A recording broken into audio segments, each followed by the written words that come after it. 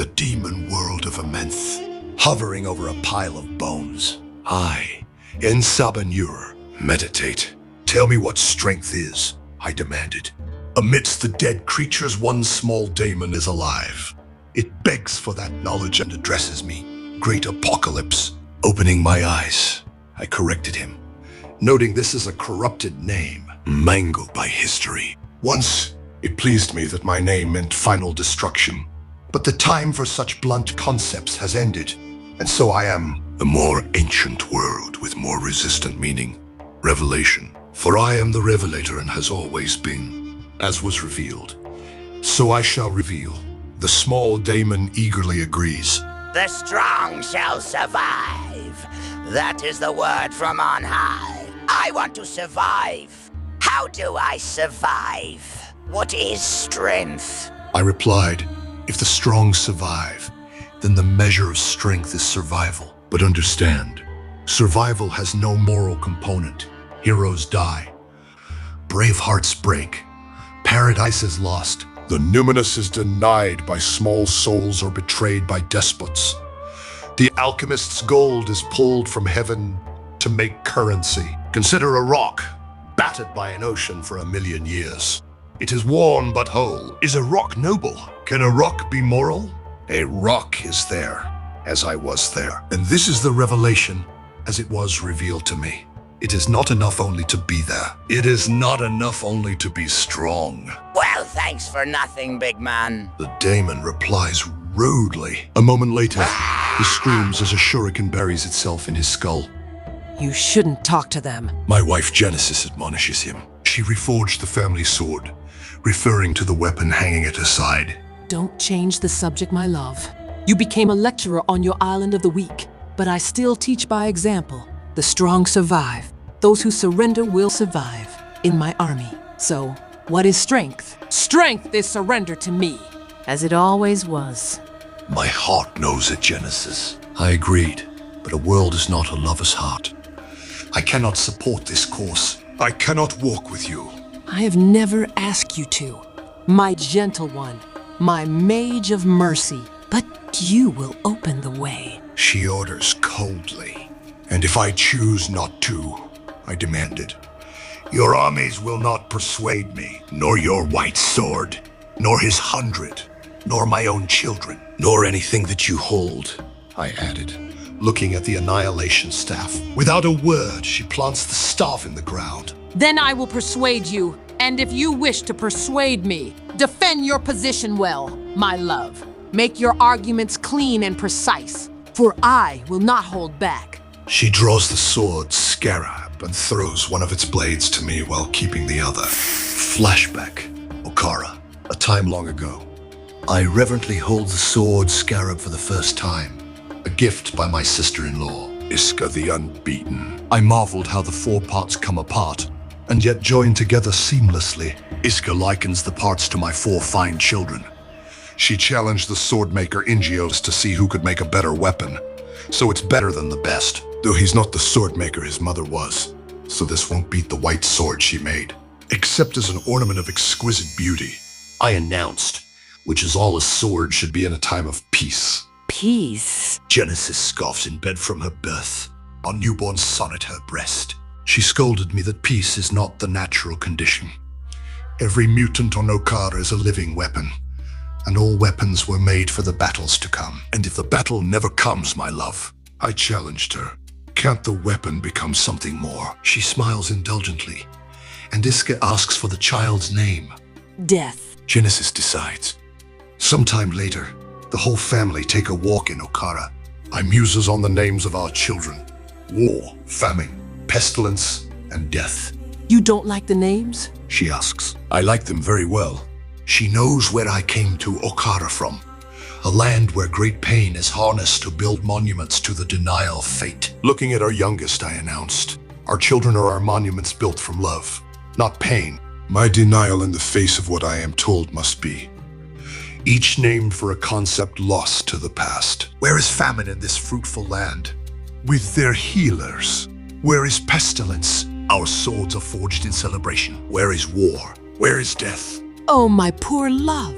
She laughed. Where it is always. Not in the past, but waiting in the future. To strike. At night she dreams of a sword, one not made for the bright day but to herald the night. She dreams of it splitting paradise in two, opening the door to annihilation, and she dreams that this is more than a dream. And so she named our children, not in denial, but in recognition of what they must face, overcome and then become. I assured her we are one mind in that. But can strength never rest? Does survival have no ending? Can there be no time of... I break off, wondering what that light is. Present. Blades meet each other with a clang. Genesis asked if I remembered how I screamed when the twilight sword cleaved the land in two. She will never forget, nor will I. She continues it was not a squeal of fear, nor a howl of pain, though their blades cut deep as I shielded the children with my body. She nicked me and licked the blood on her blade. It was a scream of rage and despair. She remembers well, I agreed. Rage that paradise had been sundered and despair that it would always be so. What she heard was the burning of my soul, and I took the flame and gifted it to our enemies. I turned my torso into a cage to protect my children, while I fought as did the others. If the boy blew, his dead father's sword in his hand, his power awakened from grief, had not raised his 100 and charged the rift, we would have fallen. As it was, the years passed, and we fought on. Genesis smiles, recalling her sister fought by their side, never losing nor losing heart. Our children grew to be warriors. Those were years of glory. They were, I agreed. And do you recall how they ended, my love? Of course. She smiles. We won, and the enemy came to us begging bowl in hand to parley. Flashback before Genesis.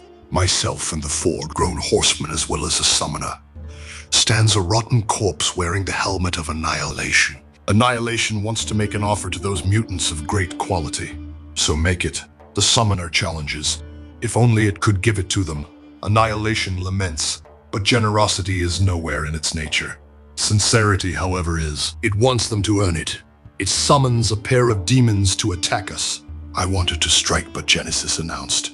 They are hers. She strikes with her power over plant life.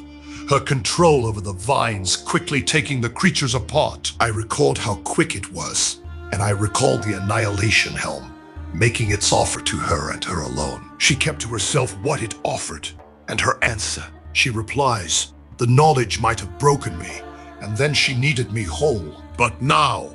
Perhaps it is time for you to learn. Flashback. Genesis took the helm off the crumbling corpse, and it spoke to her alone, spoke in her mind, claiming it came to her as a friend. On the astral plane, surrounded by darkness, the helm is larger than life. It reminds her it has made her warrior when once she was a paranoid outsider. It has given her the time for which she was born. It has reforged her husband back into the merciless blade that came to them from desert lands. Undone, the piece that had blunted his sharp edges. It has built heroes from her children, a legend from her sister, a glorious myth from her country. Has it not made all of her dreams come true? At what cost? Genesis demands. Annihilation scoffs. The weak were winnowed. The strong survived and thrive. Is that not her philosophy?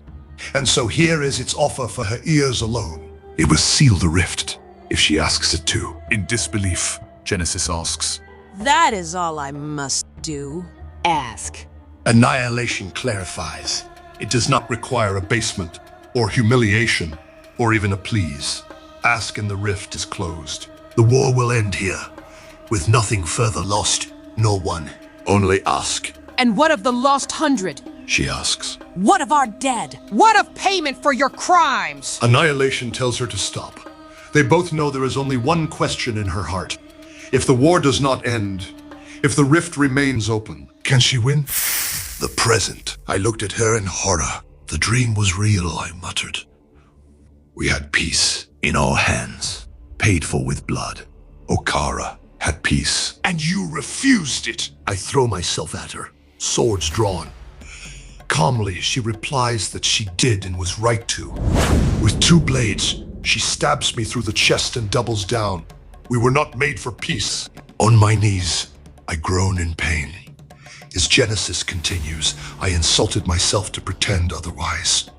By pretending, with my great hindsight, I would have taken another path. She knows me better and thinks more of me. I am of Arakko, as she is, and in the broken land we fight, as I would have fought. Yes, I would have fought. For Amenth crimes, for Arakko's justice, I would have fought, even knowing I would lose. I would have fought, even knowing the cost. Do you remember the cost? She knows, Genesis replies. She was there, and she could ask the same of me. You sent the broken land to Earth, to coddle Krakoa. What did you truly intend? For the strong to conquer the weak, or the weak to worship the strong? I groaned that I intended to force growth, a necessary change. She puts a comforting hand on my shoulder and claims it's a noble goal. But she saw the results. Flashback. Amenth. After the contest of swords, the remaining summoners of Amenth, and with them the daemons of Amenth, submit to Genesis and the Annihilation staff. With Genesis stand the 3 surviving children. War calls the summer on a good boy. She dislikes hurting summoners. With a smirk pestilence, warns her that sentimentality is a notion hard to get rid of, once it has settled in the heart. Their brother Famine is disappointed at the easy surrender. The summoner seems to take the change in rulership in stride. Once his helmet ruled them, now the staff. Neither power is to be resisted for long. The summoner wonders, though, if the outcome would have been different had Tarn the Uncaring lived to see the day. Genesis is shocked at that news. The summoner explains they felt Tarn's passing in their bones, and the news of his death reached them, though they're once comrades toiling the Blightlands for Saturnine's coin. Tarn's chosen, the Lucas, mourn him still, withdrawn in the spire vile on the world of Arakko, as they continue to work in his name. Genesis and the horsemen are surprised at the word world. Have the Iraqi conquered Earth? No, I tell them. I had used magic to scry on the Krakoans, my other children. Instead of Krakoa and Arakko joining, a new path was forged. War criticizes me for keeping secrets from them, while Genesis wishes to know more about this world Arakko. Would they approve? After a brief pause, I replied that our people continue to be tested. He lies. Comes a new voice, an astral projection of a human woman, Marianne Stern of Clan Akkaba. She respectfully addresses Genesis and offers to show the truth what I am hiding. Akkaba, I muttered before warning she is from Orcus and not to be trusted. Genesis retorts that if she has survived that long, she deserves to be attended. Unless it is an easy thing to survive the wrath of Ensabanura, it should be impossible to best an Omega of Arakko, and yet behold. Stern continues and shows them how the Great Ring was destroyed at the hands of Uranos the Undying. The present. Genesis states that it took an outsider to show her the truth I hid. What was she to do then? She reforged our swords. She gathered the last of our children, forcing the vampire lands of Savalith to release our son Death. And then, with our family around her, and the daemons of 100 Amenthi summoners at her back, she confronted the only enemy remaining, the white sword in his ancient spire. She humbled him and made his 100 hers. And while she did all these necessary things, what did I do? What did I do besides prepare for her return? She chose me long ago. She chose me still. But though I was the living apocalypse to my weak Krakoans, among the 2 of them, I will always be the mage, and she will always be the warrior. And so I must yield. She orders me to open the way. She knows I have that power. Calling her my love, I agreed. But I am more than mage. I am mutant and I come armed. I created 2 more arms from my torso which touched the blades that impaled me. I reminded her my power is to control every atom of my body. But the true measure of strength is not the weapons you can create, but the pain you can survive. I shouted as I draw the swords out. Genesis smiles. There you are, husband. At last. There I am, I agreed. But it isn't enough to be there. It isn't enough only to be strong. So I laid down my weapons as I did on the plains of Otherworld. To save them all, I yield on my own terms. Looking away, I announced that she persuaded me. If our reasons to act differ, that matters less than the necessity for action. Mutant kind will not survive the fire to come without Arakko, and Arakko must thus be tested and tempered by the flame. And as she said, I prepared for her return. I carefully presented 3 seeds. The seeds contain millennia of mutant magic, the Okkara gates. One I give to her to use as she will, one I kept for myself, and one I planted here in my own blood. Blood is what the seed must feed on. For mutant blood has always been the cost of mutant power. The gate grows. Genesis touches my hand and thank me. Will you come with me? I refused. I cannot walk this path by her side any more than she could keep from walking it. But there is one thing I asked. If this is truly her path, walk it alone. She looks at the Annihilation staff and refuses my request. She tells me goodbye. Until we meet again. She steps through the gate. Is she gone? The daemon asks, then gets up. Good thing I don't keep much brain up there. I might keep this knife, though. How did I do, teacher? You survived, is the reply. You can join me, if you like. I have my own path to walk, my own forces to gather. The daemon climbs onto my shoulders. I muses that soon my wife and I will cross again on the battlefield of Arakko, and my wife will test me once more. But, you are the big A, top of the alphabet. You think you need testing? We all do, is the reply. The strong most of all. For to face the test is to face the revelation, and the revelation never ends.